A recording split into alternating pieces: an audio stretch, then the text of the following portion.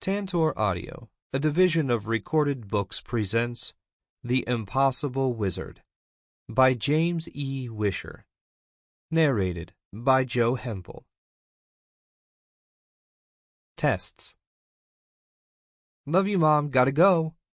The apartment door slammed behind Conryu, cutting off his mother in mid-harangue. It wasn't like he didn't know he'd gotten up late. The hall outside was empty, all the residents having gone to work hours ago. Mom had only stayed home because she had some research to do for the science department and could do it as well at their apartment, saving herself the commute. It was just Conryu's luck that the one morning this week he overslept, she decided to work from home. He sighed and sprinted down the drab beige hall toward the stairwell. The elevator took too long for just 4 floors. He found the stairwell as empty as the hall, so he had no trouble rushing up to the penthouse 3 steps at a time. If anybody had seen him right then, they'd have thought the building had caught fire. Conryu skidded to a halt on the top landing and paused to catch his breath. 4 flights of steps wasn't so many, but at 3 to a stride his legs were swearing at him a little. He straightened his t-shirt and gave a little sniff to make sure he hadn't overwhelmed his deodorant. All good. Bad enough he arrived late. If he showed up at Maria's door stinking too, she'd really let him have it. Satisfied that he was as put together as he could manage, Conryu yanked the steel fire door open and stepped into the hall that led to the Kane family's penthouse apartment. Burnished oak paneling covered the walls and soft tan carpet silenced the tread of his leather biker boots. A jade vase filled with fresh-cut roses sat on a small table and filled the air with their fragrant perfume. At the end of the hall, a tall set of double doors carved with symbols and a pair of pentagrams marked the entrance to the Kane's apartment.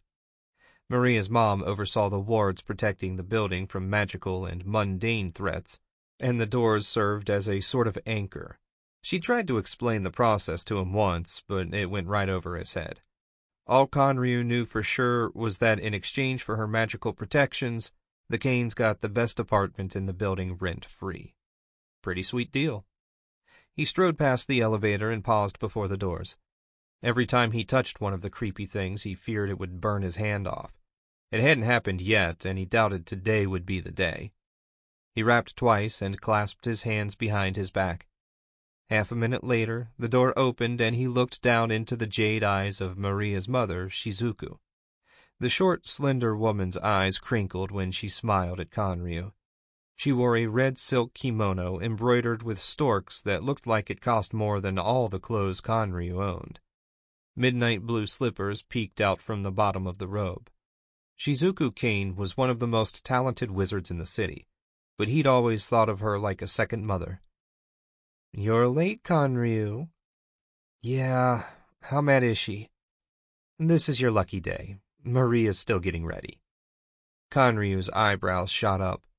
Maria was never late. Ever. "Really? Don't look so shocked. This is a big day for her. For all the girls. It's no surprise she wants to look her best for testing day." Conryu sighed. Testing day. A big deal for the girls and a waste of time for the boys. They would all take the test, of course. Couldn't have anyone feeling left out. What did it matter if boys couldn't become wizards? Fair's fair, after all. The truth was, most of the girls wouldn't pass either. When they tested the seniors last year, only 2 out of the whole class of 367 had passed and gotten a full ride at the North American Alliance's Arcane Academy. All Conryu and the other boys would get was hours of standing in line and a sneer of disdain from the woman administering the test. The patter of shoes on hardwood reached him a moment before the whirlwind that was Maria Kane appeared behind her mother. She rushed to the door in a swirl of black skirts, her purse over one shoulder, and paused to kiss her mother on the cheek. She grabbed his hand and dragged him towards the elevator. "Nice seeing you, Mrs. Kane," Conryu called over his shoulder. Maria jabbed her finger into the call button. When the door didn't open at once, she stabbed it again and again. Finally, Conryu grabbed her free hand and held it. "Relax. We'll make it in plenty of time." Maria looked up at him with her liquid brown eyes. She was only 3 inches taller than her mother and had the same long black hair. Relax? How can I relax? Today will make or break my whole life. If I don't pass the test and get into the academy... I know. You've talked about nothing else for the past month. The elevator bell chimed and the doors slid open. Conryu let go of her hand, stepped inside, and punched the button for the parking garage. When the doors slid shut, he continued. Even if you don't pass... She made a choking sound and stared at him, aghast. Conryu grimaced. Maybe he wasn't helping. What I'm trying to say is with your grades, you can get a full ride at any college you want to attend. You can do anything you put your mind to. I know you'll be disappointed, but it really won't be the end of the world. She groaned and hugged him. A muffled thanks barely reached his ears. She stepped back and stared at him. I'm going to pass. He smiled and nodded. If sheer willpower affected the test, she'd have no problems. Of course. The elevator chimed, and the doors slid open, revealing the almost empty garage. Conryu led the way to his bike. When he saw her, he smiled. She had a sleek black tank and fenders, fully rebuilt flathead motor, and the coolest skull and chain license plate holder. Maria walked past him, pulling him along as she went. Stop drooling. I swear every time you see that bike you act like it's the first time. Conryu let her drag him across the garage. Their helmets dangled from the handlebars, and he handed Maria hers before buckling his on. He settled into his seat, and she swung up behind him. The soft leather creaked under him as Conryu got comfortable. He touched the starter button, and the flathead roared to life, sending a vibration through his whole body. God, he loved that sound. Maria swatted him on the side of his helmet, her less than subtle signal that it was time to go. He twisted the throttle and roared up the ramp and into the bright sunlight. The shining steel and glass skyline of Sentinel City spread out before them. Beyond the city, little more than a shimmer, was the Atlantic Ocean. Conryu shot down a side street, then merged with the endless traffic running along the main thoroughfare that would take them to school. It was only 10 miles, but their late start would make it a near thing. Maria's grip tightened around his middle when he opened the throttle. He loved the highway. No speed limit. About halfway to school, they rode through a shadow spreading across the street. Conryu glanced up. The floating island made its patient way through the sky, as indifferent to them as the earth itself, which reminded him. We're still on for the Shadow Carnival this weekend, right? He had to shout to be sure she heard him over the roar of the bike. Of course. It's our last one as juveniles. Next year we'll have to pay full price. Conryu snorted. For someone from such a rich family, Maria worried a lot about money. Full price at the carnival only cost $10. They reached the ugly tan stone school in 5 minutes, giving them a whole 3 to spare. Conryu pulled into the first open parking space he came to, put the kickstand down, and swung his leg off. Plenty of cars in the lot, but no people. The seniors must have started lining up already. Maria hopped down, handed him her helmet, and started fussing with her hair. Conryu shook his head and hung their helmets from the handlebars. Maria was the most beautiful girl in school, and the wind-blown hair only added to her looks. Maria! A slightly pudgy blonde girl in too tight jeans, her cleavage threatening to spill out of a low-cut blouse, ran toward them waving her hand. Maria looked up and smiled. Rin! Come on, the government wizard is here already and the girls are lining up. If we don't hurry, we'll be last. Conryu watched Maria and Rin run ahead to find places in line. So enthusiastic, you'd think your place in line had some bearing on the results.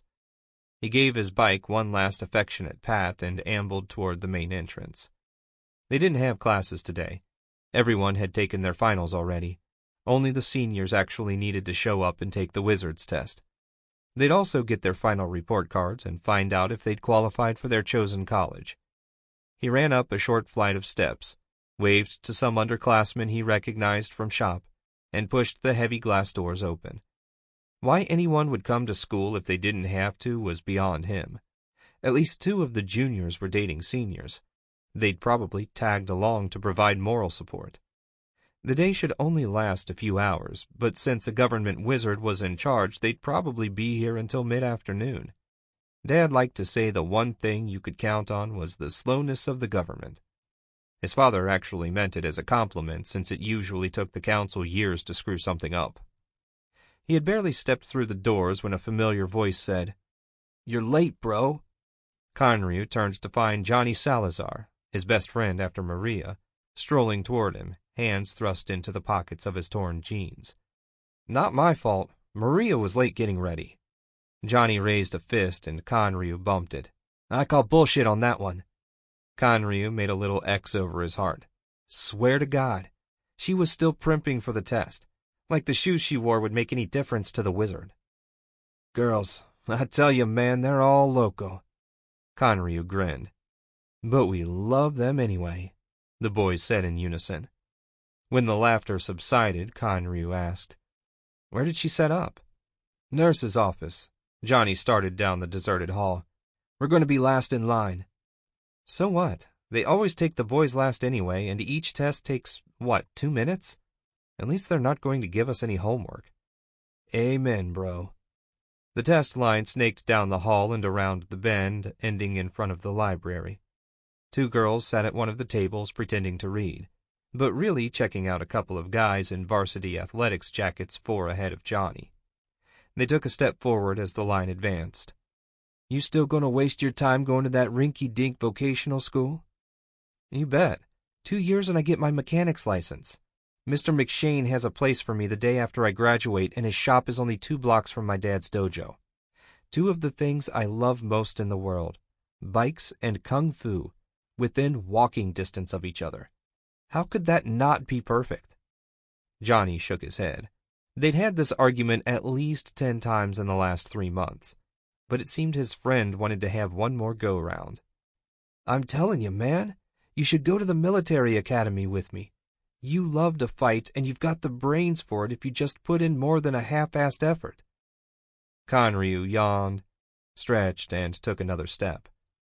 "Fighting in a tournament is different than fighting in the army." "Different how?" Johnny demanded, hands on his hips. "For one thing, no one at the tournament actually wants to kill me. Not to mention, there are no guns." "Details, man. Just imagine, after graduation, we're posted to patrol a beach in Florida, protecting bikini girls from the zombies that occasionally wash up on shore. You just know how grateful they'd be." Johnny hugged himself and made kissing noises, fully immersed in his delusion. Conryu smiled at his friend's overactive imagination. Only the sons of generals and others with connections got soft postings like that. "Picture this, Johnny. We graduate and get sent to the northern border where it drops to 60 below at night and the girls don't wear bikinis. We'd spend every day dressed in 7 layers of clothing, hunting white drakes and ice wolves if we were lucky, and frost giants if we weren't. Why do you have to shit on my dreams, dude? Or how about this?" Conryu went on without mercy. "We get posted instead to the southern garrison where it's 120 in the shade, and we fight insane, half-human demon worshippers who'd like nothing so much as to cut your heart out as an offering to some monster whose name you can't even pronounce. Sorry, bro. It's bikes and kung fu for me." "Wuss." Johnny offered him a good-natured grin, then turned to watch as a quartet of girls walked by, their heads hanging. Looked like they failed the test. "Wuss, huh? How about we head over to the dojo when we're finished and spar for a few rounds?" Johnny waved his hands. "No, man, I'll pass." "Come on, I heard you made brown belt last month at your dojo." "Yeah, and I heard you got a 5th band on your black belt and your dad made you assistant instructor. If I want to get my ass kicked, I'd prefer it was by a stranger." Conryu raised an eyebrow. "Wuss?" Johnny shook his head. "Cold, dude. Stone cold." An hour later, they'd made it around the bend, and the entrance to the nurse's office came into view. Conryu could just make out the back of Maria's head. She wasn't the last girl in line, but she was close. If she failed, he just knew she'd blame him. A bead of sweat ran down the back of Maria's neck before her already damp blouse absorbed it. 6 people to go, and it would be her turn. Her hands trembled, and she had to pee so bad she feared she'd burst. She just had to pass. Another girl came out of the nurse's office, head hanging, slumped and trudging. The wizard administering the test hadn't passed a single girl, and only 10 of them remained standing in line. Last year had been a bad year with only 2 passing. At the rate they were going, this year would end up worse yet. She took a deep breath and let it out slowly, trying to picture her stress rushing out with the air like Conryu had taught her. Maria smiled when she thought about Conryu. He was the closest thing she had to a brother or boyfriend, depending on how she felt on a particular day. Her mom and his dad had grown up in the same village in the Empire of the Rising Sun. She and Conryu had been born within a week of each other and actually came home from the hospital on the same day. It seemed like since that day they hadn't been apart for more than a week at a time. How would she manage a whole school year away from him? Another somber girl emerged, and Maria took a step forward. 5 to go. Rin's hands touched the back of her blouse, prompting her to turn around.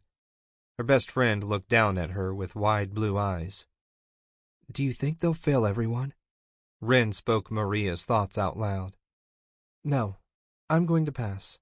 Maria spoke with a great deal more conviction than she felt. A high-pitched squeal was followed by a brown-haired girl in a short plaid skirt and white blouse dancing out of the office. It was Kimmy Morrow. Maria didn't know the girl well, but she had the 3rd highest GPA in their class.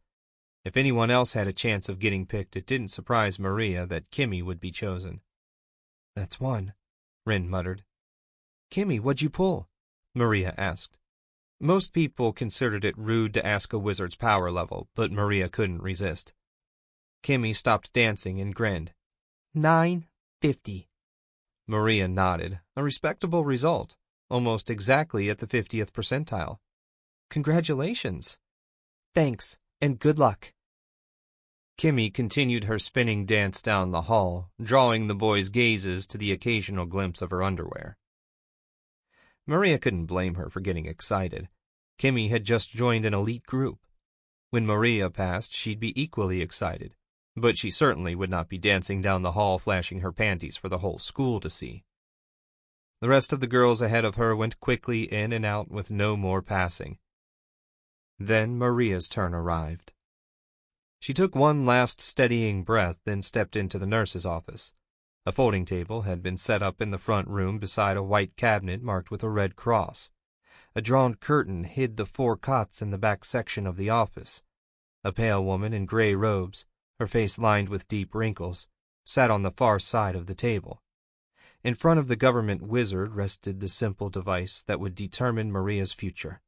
It consisted of nothing more than a wooden rectangle with a gauge in the center that ran from 0 to 10,000. An extension with a vertical grip jutted out from the base toward the empty chair. Maria tried to swallow, but found her throat too dry. She clenched her fists to stop the shaking of her hands. The wizard looked up at her with a bland expression. "Sometime today would be good." "Sorry." Maria dried her hands on her skirt, sat across from the wizard and nodded. "Grasp the handle," the wizard said. "Right or left hand?" The older woman groaned. "One of the women in your family is a wizard, isn't she?" "Yes, ma'am, my mother. How did you know?" "All the girls from families with wizards are the same. They all want to make sure they do everything perfectly, afraid if they make a single mistake, they won't pass." Maria winced at the flawless description of her emotions. Had the wizard used a spell on her? "Let me tell you something, kid." She gestured at the device on the table between them. "All this thing does is give a rough measure of how much magical energy your body can process. That's it. Anything over 100 means you can cast at least simple spells, and you need to go to the academy to be trained. Now grab the damn thing and let's get this show on the road." Maria found the woman's indifferent attitude exactly what she needed to alleviate her nerves. The wizard had done this thousands of times and found the process ordinary to the point of tedium. This might be the most important day of Maria's life, but to the wizard it was just another day at work. Somehow that took all the pressure off. She grasped the handle with her right hand and stared at the gauge. Nothing happened.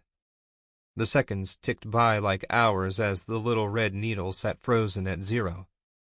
Maria's heart raced. This couldn't be happening. She squeezed until her knuckles turned white. Move! Damn it, move! Sorry, miss, the wizard began. The needle twitched. Did you see it? Maria asked, the relief palpable in her voice. Yeah, let's give it a couple more seconds. The needle twitched again, then climbed. 100, 200, steadily on past 1,000. When it passed 1,500, Maria's head spun, and it took all her focus not to let out a hysterical laugh. That put her in the 90th percentile. It continued on before finally stopping at 1,950. She'd finished 50 points higher than her mother. Congratulations, kid. You're going to the academy. Maria peeled her aching hand off the grip. A red, curved impression ran the length of her palm. She rubbed the mark and smiled. What happens now? You get out of here so I can test the next girl. The Department of Magic will send you something in the mail before the end of the summer that'll explain the rest of the process. Now scoot. Maria hopped out of the chair. She had to tell Conryu. I pulled 1950. Maria quivered with excitement. Conryu couldn't remember ever seeing her this worked up. Congratulations. Johnny gave her a thumbs up. Awesome. Thanks. I need to call Mom. She spun to go, then turned back. You guys want to go to Giovanni's for pizza after to celebrate? My treat. The test must have damaged her brain. Maria never offered to pick up the check. I'm in. Me too. Johnny never passed up a free meal, let alone free pizza. Great. I'll meet you by the bike. Maria walked off, digging through her purse. When she'd gone, Johnny asked, Is 1950 good? If she volunteered to buy lunch, it must be fantastic. Savor this pizza, Johnny. She may never offer again. They shared a laugh. The last 4 girls took their turns, but none of them passed. The boys came next. Each one was in and out in about 30 seconds. An hour later, Johnny came out and shrugged. Hurry up, I'm starving. Conryu entered the office. Instead of Nurse Abrams with her long legs and ridiculous heels, he found a withered old woman in gray robes sitting behind a cheap folding table holding some contraption. Would it have killed them to send a nice-looking wizard to administer the test? You the last one? She asked. Yeah. Sit down and grab the handle. Conryu plopped into the plastic chair and grabbed the dowel. The little needle on the gauge snapped over to 10,000. Oh, come on. The wizard rapped the device twice with a gold ring just above the swollen knuckle of her right middle finger. The needle didn't move. Cheap piece of junk. Let go. Conryu did as she said, not at all certain what was going on. Can I go? No. Sit still and keep quiet. Her tone didn't invite argument, so Conryu folded his hands in his lap and watched as she muttered in a language he didn't recognize while waving her hands over the device. A minute later, she stopped and touched the grip with one finger. The needle went to 300. She removed her finger, and it sank back to 0. Grab it again. Conryu gripped the dowel, and the needle immediately snapped back to 10,000. He looked up at the wizard. Her face had twisted into a vicious snarl. Sorry. She snatched the device off the table, muttering about cheap bureaucrats, faulty equipment, and how could she do her job if the junk they gave her didn't work right. Conryu wouldn't have dared speak even if he had some idea what was happening. She dragged a tan satchel out from under the table and started rummaging through it. Ma'am, quiet. We're going to have to do this the old-fashioned way. She pulled out an 18-inch length of slim, tapered black wood. A second later, the tip glowed with a faint light. Is that a magic wand? Conryu asked. Not in the way you mean. It's a first-generation tester. If it glows, you can do magic, and the brighter it lights up, the stronger you are.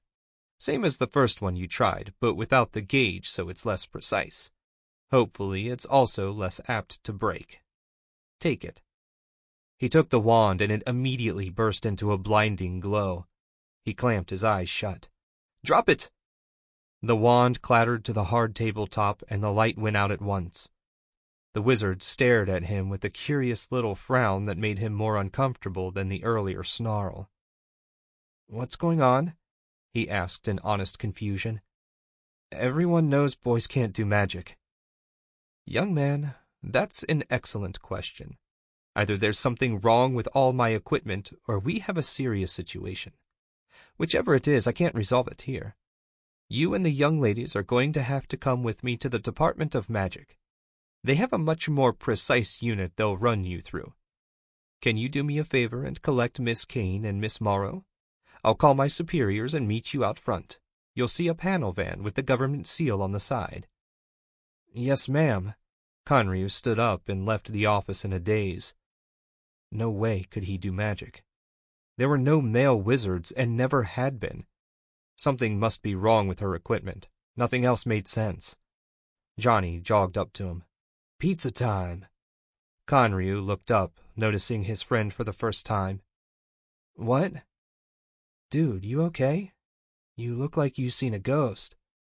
"I'm fine, I think. Pizza's going to have to wait. The wizard wants to take me, Kimmy, and Maria to the Department of Magic for retesting. She thinks there's something wrong with her equipment. Want to help me find Kimmy?" "Sure." They walked down the all-but-empty hall. It looked like everyone had gone home already. Conryu hoped Kimmy hadn't left yet. He didn't have her cell number, and it would be a bitch to have to track her down. They continued on past the empty library, and Johnny stopped. "Why would they need to test you again?" Conryu sighed. "Because the machine reacted to me. The little needle went all the way to 10,000 when I touched it. It's got to be broken, but she says they can only straighten it out at the department." "That's nuts. Tell me about it. Why don't we have the office page Kimmy? We could wander the halls for hours and never find her." "Good call. What about Maria?" Conryu shook his head.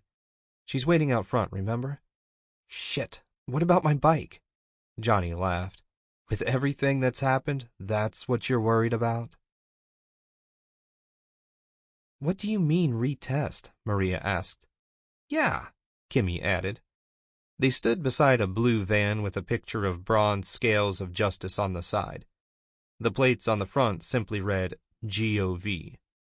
The wizard hadn't joined them yet, and the girls were getting antsy. Not that Conryu blamed them. He wasn't exactly thrilled about things either. It was an hour after noon on what Conryu had hoped would be a short day of school and a long afternoon of tweaking the carbs on his bike. He gazed longingly at the sleek black machine 20 spaces to their right. Maybe the wizard would let him follow along behind her. It wasn't like he planned to run away. He wanted this sorted out as much as anyone. "I don't know what to tell you. The wizard asked me to find you and bring you here, so I did." "But why? There had to be some reason she wanted us to take the test over again." Maria eyed him. "You're hiding something." "What are you doing here at all?" Kimmy asked. "Testing us again makes a little sense, but why you?" He racked his brain, but saw no way around telling them. "The machine reacted to me. She didn't know why, but just to be safe, she wanted me to be tested again at the office. The wizard seemed to think there was something wrong with her equipment." The wizard emerged from the main entrance, her satchel slung over one shoulder. She raised her hand and the lights flashed on in the van. "Everybody in." Conryu pulled open the sliding door so Maria and Kimmy could climb up. When the wizard reached them, he asked, "Can I follow on my bike? I don't want to leave it here." "No, my boss doesn't want you out of my sight. She almost took my head off for sending you to find the girls.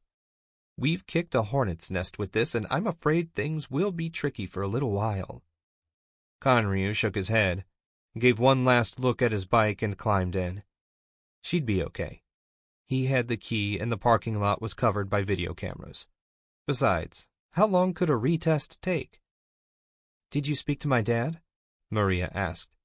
In all the excitement, Conryu had forgotten Mr. Kane was the number 3 man in the Division of Magic and the city chief. They had always gotten along well. Maybe he'd be able to get Conryu out of this mess. Not directly. The wizard started the van and pulled out of her Sample complete. Ready to continue?